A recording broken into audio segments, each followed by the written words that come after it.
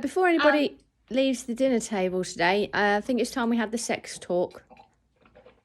We ain't fucking no bitches. Look. She's gonna tell us that pee-pee go in Johnny, but we'll just both simultaneously tell her we're gay repeatedly, okay? No bitches? No, I'm not giving you the sex talk.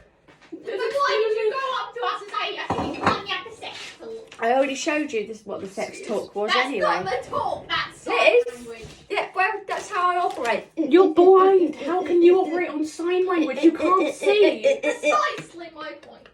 Don't tell us when you fuck people, yeah? No. What?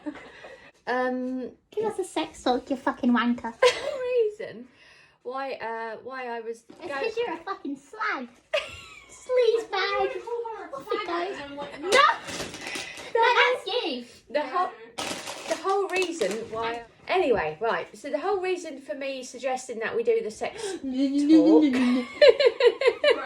is because Dr. Glacier says to me, "Have you had the talk yet?" And I says, "I don't know. What do you mean?" Sure, thought you were taking a piss. She's like, the sex talk. No, but she did tell me that she'd ordered a cock ring off Amazon the other day. I left it on the dinner table for you when you got in. And then how it turns out it wasn't actually a cock ring, it was just a ring that you put your finger on. You didn't say that to Dr. Glacier. Yeah, I did, yeah. Oh, yeah, fucking intense.